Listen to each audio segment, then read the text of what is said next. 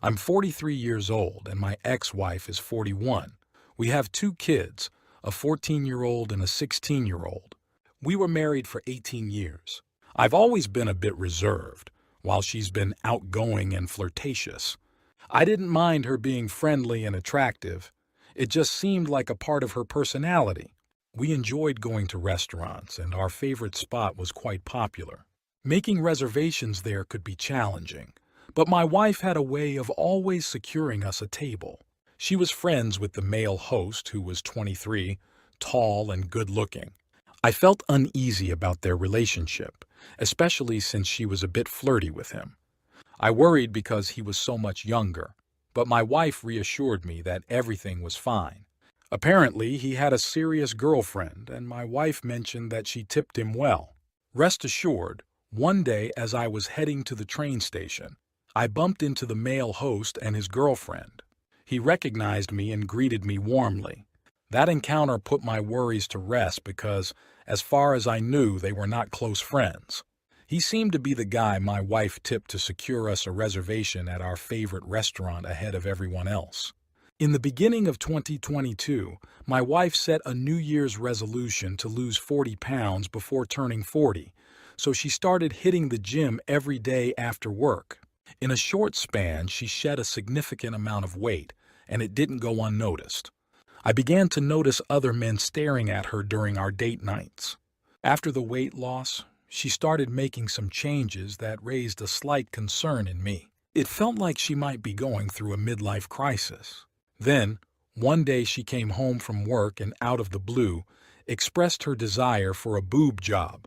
I tried to dissuade her, although not very forcefully, as she was footing the bill herself. Being a successful businesswoman, she proceeded with it, and the results were astonishing. She became a head-turner, capable of causing traffic accidents. At the time, she was 39, so I chalked it up to her wanting to fulfill a long-standing desire before feeling like it might be too late. Since the boob job, she started dressing sexier, embracing skimpy underwear and loving thongs. It added a spark to our relationship, although occasionally it made our teenage kids squirm, which I found amusing. Once, one of them mentioned that an ankle bracelet carries a swinging connotation. She had asked for one for her 41st birthday, and I had bought her an elegant one with diamonds. She dismissed the notion, and we had a good laugh about it. I personally didn't care whether it did or didn't, but it was clear that the kids did. In the summer of 2021, she suddenly decided that she didn't like one of our cars. We've always shared our two cars. There's no his and hers. The car in question was a Lexus LX 570, a really nice vehicle, albeit in a color she now found unappealing. It had been a good deal due to its color, even though she claimed not to care about it when we bought it. However, her opinion had changed. She set her heart on a Cayenne S Coupe, which was quite pricey and would be the most expensive thing we owned aside from our house. After a lot of convincing and various means of persuasion, I gave in. I ended up covering most of the cost to upgrade from the Lexus LX 570 to a blood red Cayenne S Coupe. It's a fantastic car, not that I've ever driven it. It's apparently her car, and that's fine by me. I'm happy with our arrangement. If I drove it, I'd probably just dent it. It's a noticeable change in her attitude, considering she used to be content with sharing cars. Another red flag popped up when she decided to get herself completely waxed. I wasn't complaining. In fact, I loved it. However, it was another new thing, a departure from her younger self. Then came the revelation that she wanted to tattoo a big flower design on her thigh. It felt reminiscent of the boob job situation. She had already made up her mind and it was going to happen. Once again, the kids expressed discomfort, but I didn't want to make it a big deal. It didn't bother me.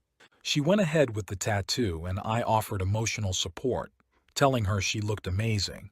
Still, I couldn't help but wonder what might be coming next. It felt like she was going through some sort of midlife crisis. In October 2021, things took a significant turn as she began pulling away. She started coming home late and intimacy between us dwindled to weeks without connection. Suspicion arose in me, and I confronted her about the possibility of someone else being in the picture. She became defensive and annoyed, denying any such thing.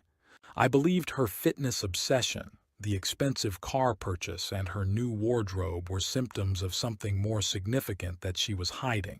Then, one day, she dropped a bombshell. She admitted she had never been truly in love with me and never desired me sexually. For several months, I struggled to understand what had happened. I pleaded with her to tell me what I could do to save our marriage and keep our family together, because I still loved her. I suggested marriage counseling, but initially, she refused. It was only after involving her family that she changed her mind and agreed to give us a second chance. As we began counseling after just 2 weeks, she confessed during a session that, for the past 5 months, she had been having an affair with the male host from our favorite restaurant. She dropped a bombshell during counseling, confessing that she was madly in love with the male host and considered him her soulmate, the person she had been waiting for her entire life. Shocked, I felt like she had lost her mind. I tried to understand how much she knew about him, but she kept insisting that the moment she laid eyes on him, she knew he was the one. I even brought up our children, hoping she would reconsider leaving them and our family for this seemingly random guy.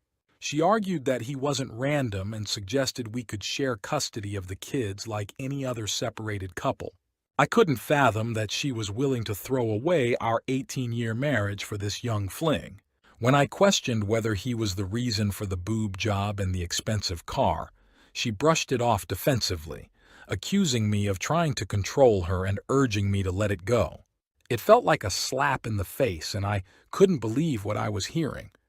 As we continued with the marriage counselor, it became clear that she had already made up her mind, and attending counseling was merely a formality for her to check some boxes.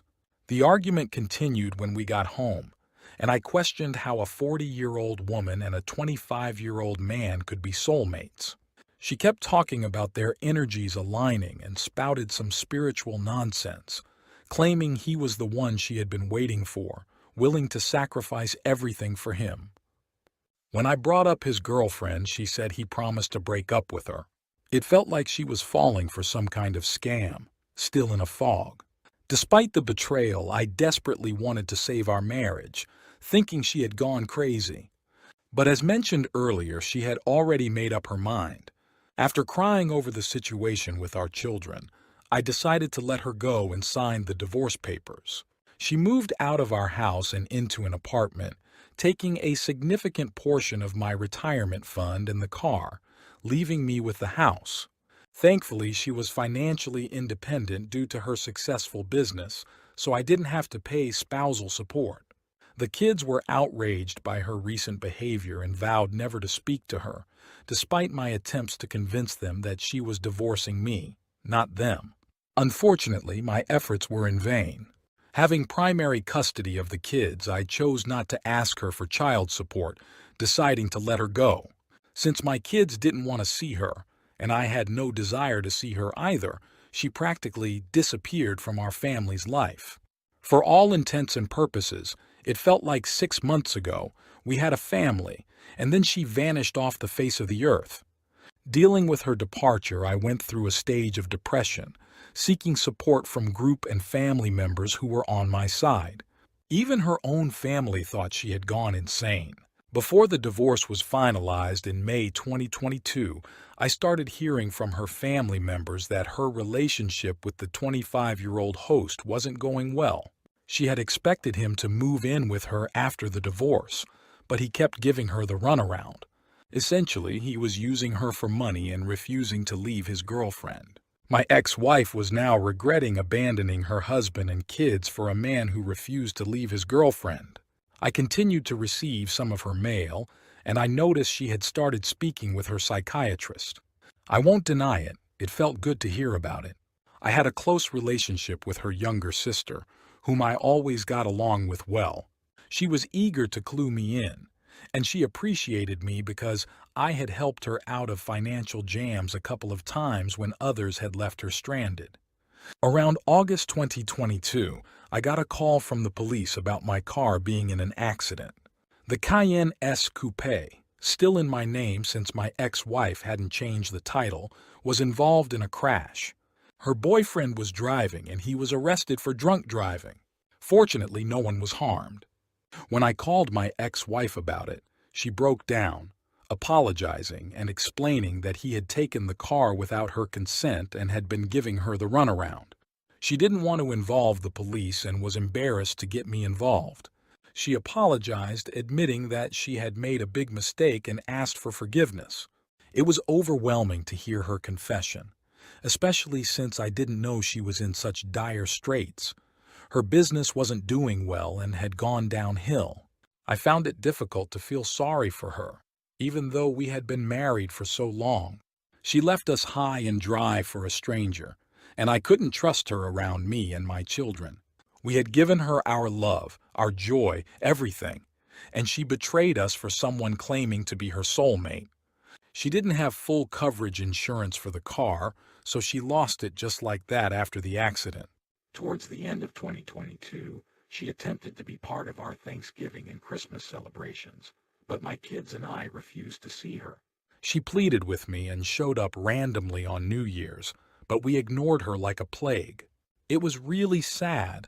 She had obviously gained back the weight and looked like she had aged in such a short period.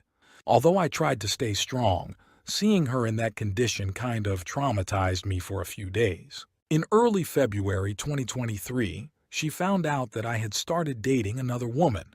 In response, she decided to go to court to seek visitation rights with our kids, accusing me of poisoning their minds.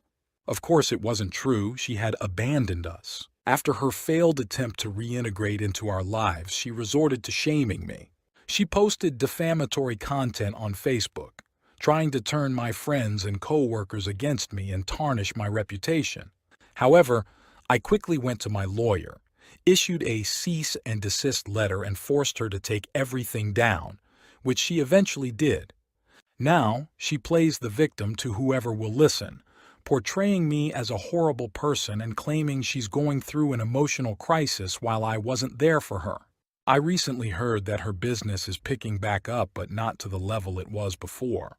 The last time I saw her, she looked like a shell of her old self. Despite still being good-looking and dating a few guys here and there, she seems to have fallen off significantly. As for me and my kids, we have tried to move on, but her presence remains a scar on our family that may never fully heal. At the moment, my current girlfriend serves as a good replacement. She is much younger and prettier, not that it matters, but it helps us focus on building a